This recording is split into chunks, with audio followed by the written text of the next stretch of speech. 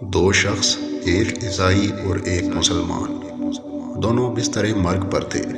بیماری کی حالت میں عیسائی کے دل میں یہ خواہش پیدا ہوئی کہ مجھے مچھلی کا گوشت مل جائے۔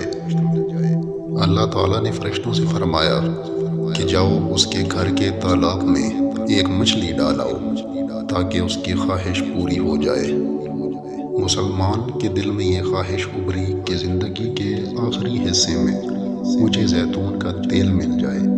اللہ تعالیٰ نے فرشتوں کو حکم دیا کہ جاؤ اس کی الماری میں زیتون کا تیل ہے، اسے گرا دو۔ اللہ تعالیٰ کا حکم تھا کہ اس عیسائی کی خواہش پوری کر دو اور مسلمان کا زیتون کا تیل گرا دو۔ فرشتے نے عرض کیا، آپ کا حکم امت کی بھلائی کے لیے ہے، اس کی مصلحت بھی سمجھا دیجیے تاکہ امت کو سبق حاصل ہو۔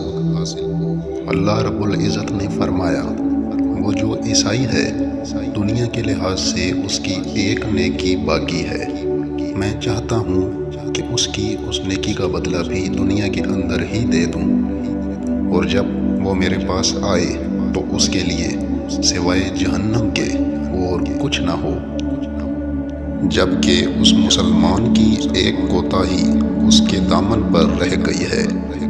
میں چاہتا ہوں کہ اس کی وہ خواہش ٹوٹے اور اس پر وہ صبر کرے، اور جب وہ میرے پاس آئے تو اس کے لیے سوائے جنت کے اور کچھ نہ ہو۔